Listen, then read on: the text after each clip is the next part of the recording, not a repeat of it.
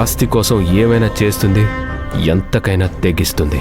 తను ఏదైనా చెప్తే రివర్స్ మాట్లాడుతోంది. అసలు మీ ఆడవాళ్ళు ఎందుకిలా వింతగా ప్రవర్తిస్తారు? దీని వెనకేమైనా కారణం ఉందా? అది సృష్టి రహస్యం. మనమేం చేయగలం? ఇవన్నీ చూసి పెళ్ళెందుకు చేసుకోవాలనిపిస్తుందే తప్ప పెళ్లి మీద ఇంట్రెస్టే కలగటం లేదు. ఇంతవరకు వచ్చి వెనక్కి వెళ్దాం అనుకుంటున్నారు గురు. అది మరి ఆ కాంట్రాక్ట్ మ్యారేజ్ అవన్నీ నాకెంత అవమానంగా ఉంది. నాకసలు అలాంటివన్నీ ఇంట్రెస్టే ఉండదు. నేనేమైనా తేడాగాడినా? నిక్కాసైన మగాణ్ణి. మన దగ్గర లెక్కలు కుదరవు. కానీ అమ్మాయికి ఆ ఎమోషన్ కలిగేలా చేయాలి గురు. అది అవును, ఎన్ని ప్రయత్నాలు చేసినా శిశిర పెళ్లి కొప్పుకోవట్లేదు. శివగామి ప్రయత్నాల మీద ప్రయత్నాలు చేస్తూ ఉంటుంది. అసలు శిశిర పెళ్లి కొప్పుకోవడమే శివగామికి పెద్ద అచీవ్మెంట్.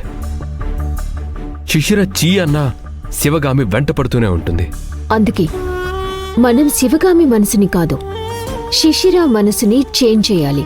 ఆ మనసులో మీకు చోటు కలిగేలా చేయాలి. అది బలవంతంగా అయ్యే పని కాదు. ముందా శివగామి చేసే ప్రయత్నాలు తిప్పికొట్టాలి, అంతే. నేను శిశిర ద్వారా అసలేం జరుగుతుందో తెలుసుకుని ప్రయత్నం చేస్తాను. మీరేం చేస్తారో చేయండి.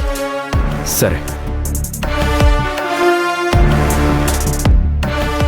మనం ఇప్పుడు కంగారు పడి ప్రయోజనం లేదు. చూద్దాం ఏం జరుగుతుందో. అవతలి వాళ్ళు వేసే అడుగుల్ని బట్టి మనం కూడా స్టెప్ తీసుకోవాలి.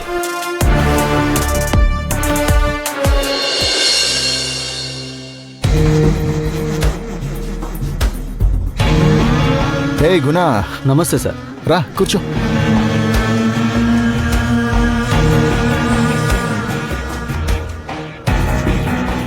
ఎలా ఉన్నాయి యాక్టివిటీస్?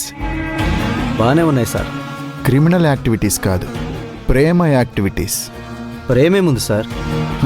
నీ విషయం కాదు, నీ బాస్ కాని బాసు ఆది గురించి.